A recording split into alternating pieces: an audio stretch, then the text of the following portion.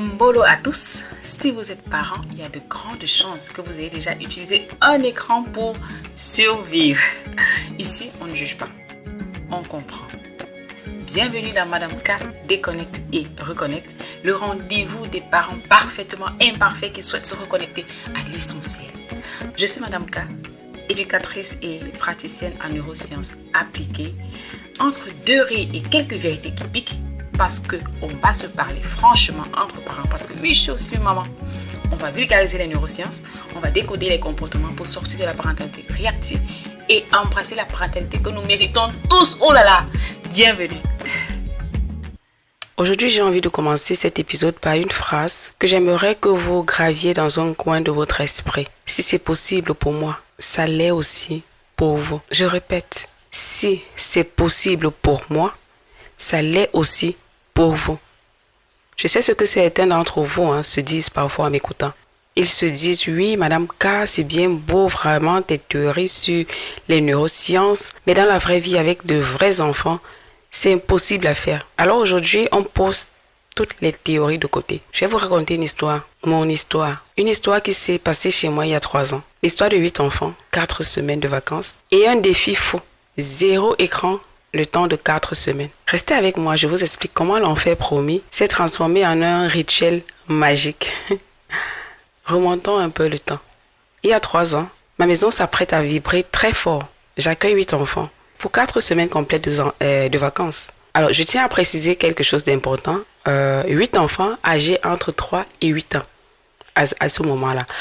Donc, ce ne sont pas des gamins de 12 ans, de 13 ans, 14 ans, etc. C'est encore la petite enfance. Oui, époque pour moi parce que quand je les vois aujourd'hui, avec leurs grandes jambes, cela me semble déjà tellement lointain. Dès le départ, le thème est annoncé, gravé dans le marbre. Ce sont des vacances sans écran.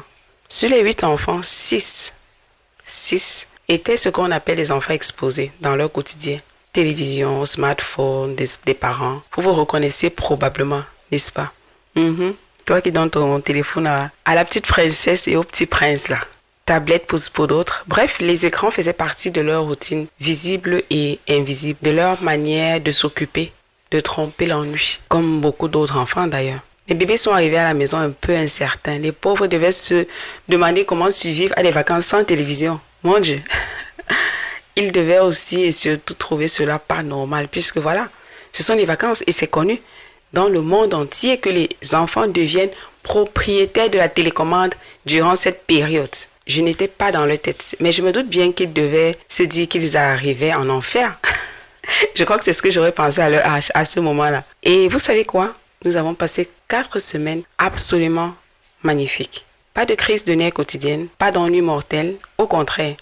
J'ai vu des enfants se reconnecter à leur créativité, réapprendre à jouer ensemble, à inventer des histoires, à lire, à bouger, à vivre. Tout simplement, à vivre. Je n'oublierai jamais la petite question que l'un d'entre eux m'a posée au moment du départ. Maman Evige, on peut revenir l'année prochaine avec sa petite voix. Mon cœur s'est serré. J'étais juste heureuse qu'il ait passé de si belles vacances qu'il pensait déjà à revenir.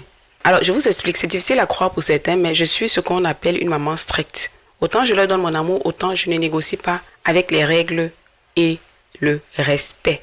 Et chaque fois qu'un enfant qui n'est pas le mien et qui est passé par mon assortiment d'amour et de règles strictes souhaite renouveler l'expérience, cela me rappelle juste combien ce que je vous dis ici, chers parents, est vrai.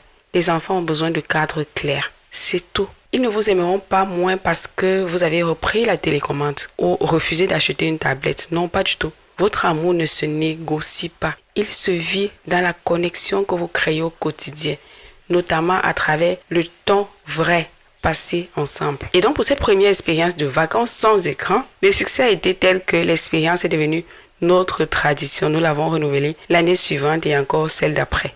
Je sais bien que quand je vous le dis comme ça de l'extérieur, cela ressemble à un exploit herculien, à quelque chose d'extrêmement difficile à réaliser. On s'imagine qu'il faut être une maman parfaite ou une gendarme de fer. Mais je vous assure, les parents, que c'est bien plus facile que vous ne le pensez.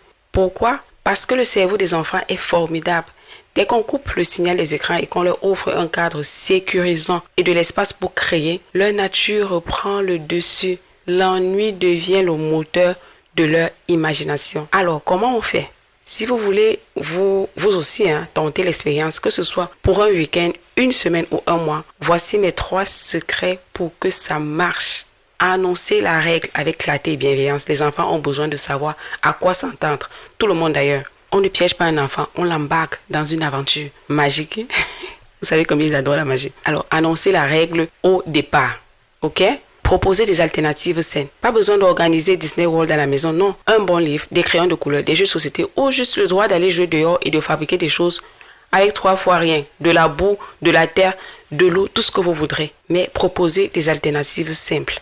Tenir bon les 48 premières heures, c'est les plus difficiles. 48 heures. Tenez 48 heures de jour. C'est le temps que le cerveau met de côté l'attente de la dopamine facile des écrans. Une fois ce cap passé, la créativité s'active.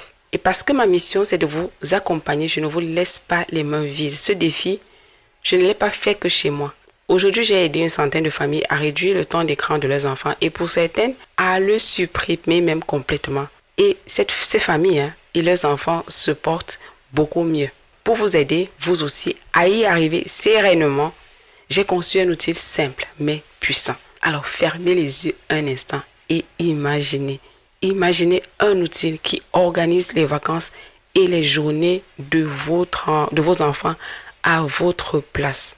Du réveil du matin aux activités, tout est pensé, tout est organisé, tout est déjà prêt. J'ai condensé tout mon savoir dans 4 semaines complètes d'activités et d'organisation prêtes à l'emploi.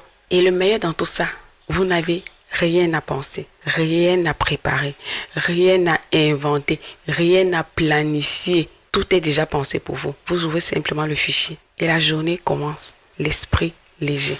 Et parce que je voulais que ce pack soit magique, j'ai ajouté 5 e-books de coloriage thématique, ok? Les thématiques sont, c'est super-héros, c'est la mode, c'est l'alphabet, le foot, bref, différentes thématiques. Plus notre jeu spécial à Info Intox, qui est lié aux écrans pour apprendre aux enfants à utiliser intelligemment les écrans quand ils y ont accès. C'est un super jeu éducatif. Tout ce kit complet, ce pack spécial vacances malin, est disponible dès maintenant au tarif exceptionnel de 7,90 € au lieu de 22 €. 7 articles à 7,90 €, chers parents, pour des vacances en toute sérénité. Et pour ceux en zone CFA, ce sera 5 000 francs. Alors, chers parents, on subit les vacances cette année ou on les transforme? Cliquez simplement sur le lien qui se trouve dans la description de cet épisode et prenez votre pack. Protéger le cerveau de nos enfants, c'est protéger notre propre avenir aussi. C'était Madame K. Merci de m'avoir écouté. Comme toujours, c'est un réel plaisir pour moi de partager ce moment avec vous. Je vous donne rendez-vous la semaine prochaine pour un nouveau numéro. Et d'ici là, soyez indulgents avec vous-même, mais restez conscients. Ici, on déconnecte pour mieux se reconnecter à la maison. C'était Madame K. Home, Pichi Profond.